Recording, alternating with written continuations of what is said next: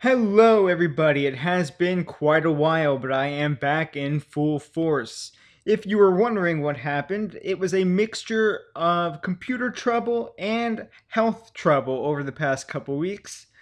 You see, it was one of those pre existing conditions that kicked in June, so I was experiencing substantial discomfort for quite a while, and that was a lot of fun.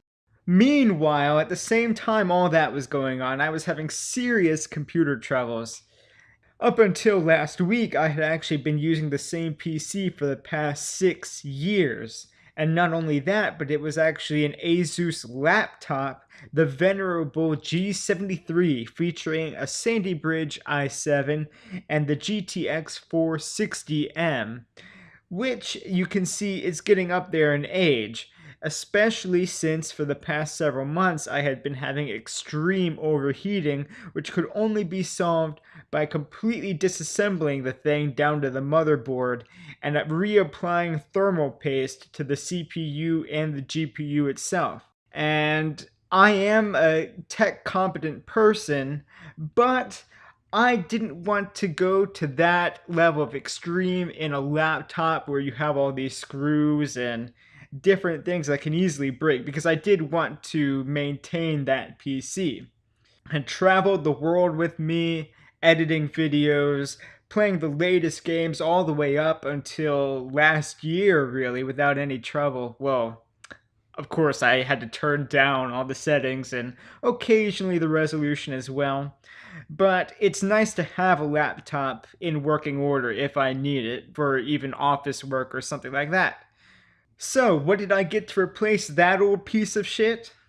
I decided to go ahead and look into Office Surplus. So I managed to get myself an old PC that had been used in an office, and I managed to refurbish it by sticking in some new RAM, a new graphics card, and a hard drive to go along with that. Specifically, I hopped onto eBay and I got myself an HP, what they call a small form factor PC. If you've ever had an office job, or maybe you saw it in a school library sometime, they're quite a bit thinner than the typical mid tower. And that thing that I picked up has an Ivy Bridge i5 in it. So it's an upgrade. It's a straight upgrade for me over the laptop i7. The desktop i5 is a year newer and more powerful on account of it being a desktop PC. What did I put in the thing? Well, I brought it up to 8 gigabytes of RAM. I got a new 1 terabyte hard drive for Western Digital Black, comes with a 5-year warranty.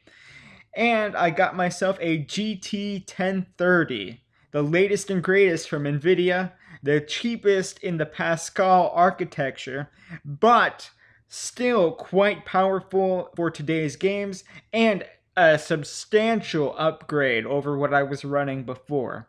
So all around, it's a straight upgrade for me. Now, some of you may be asking, why didn't I get the 1050? And the answer to that is, frankly, the power supply. Now, this thing comes with a power supply rated for 240 watts, which is not a whole lot.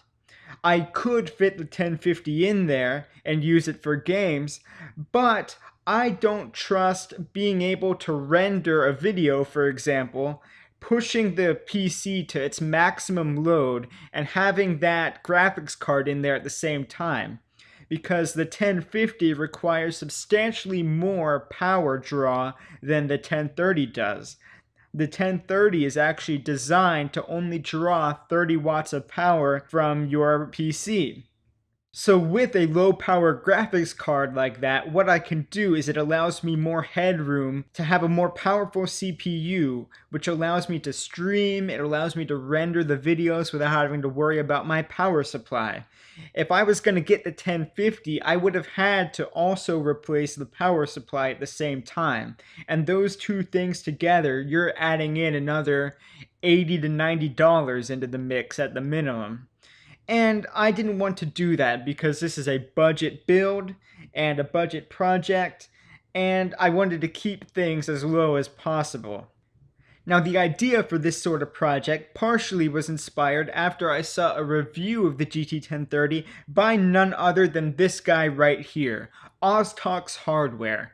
I consider him to have the best content aimed at low-budget PC enthusiasts, low-budget gamers. If that's you, go ahead and check him out. He has the best shit aimed at that audience. And all of this all together ran me about 240 bucks.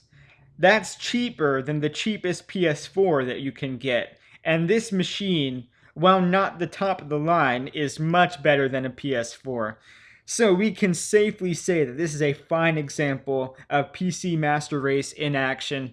Not only is it cheaper than the PS4 for better gaming performance, but I can also stream, I can also render videos like this one right here, and I can do everything else that a PC needs to do. So there you go.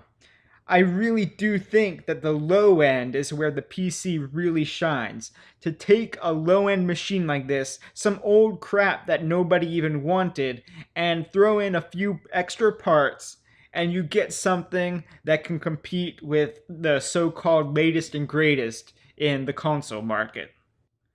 So now that I'm back up and running, what can you expect? Well, we're going to be streaming more Crusader Kings 2, we're going to be continuing Skyrim Belongs to the Old Gods, and going all the way with that Elder Kings run. I want that to be a recurring thing that's going to be kind of ongoing until we actually meet all of the goals that I set for myself in the beginning, like conquering Skyrim as a whole, and maybe going after the Empire down there around Lake Rumeir.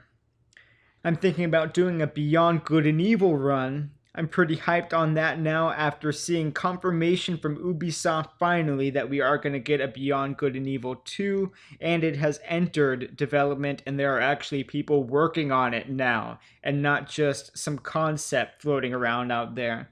So for all those people who didn't see the first game in action, I want to do a run of that because it is a very good game, and it's definitely worth a look.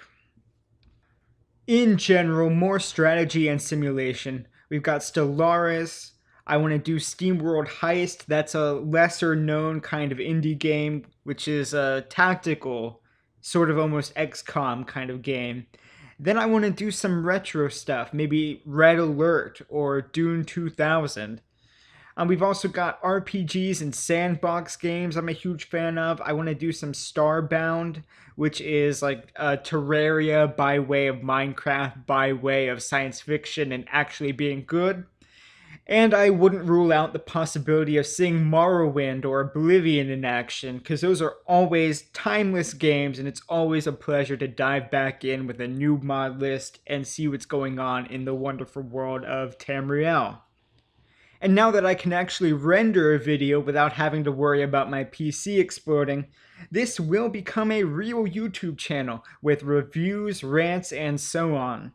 The very first one I got coming up is a review of a game that's probably unexpected for most people, but also something of a nostalgia trip for me, because it relates to something that I was super passionate about when I was a little kid and obsessed over for several years. So I'm really excited to get that out there and share it with you guys.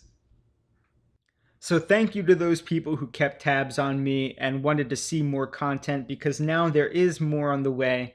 There was a lot going on, but I'm not that easy to kill. So I am back. I'm going to be doing a lot more. So thank you guys for tuning in. I'll catch you this week on Twitch, and we're going to have a good time. Take it easy.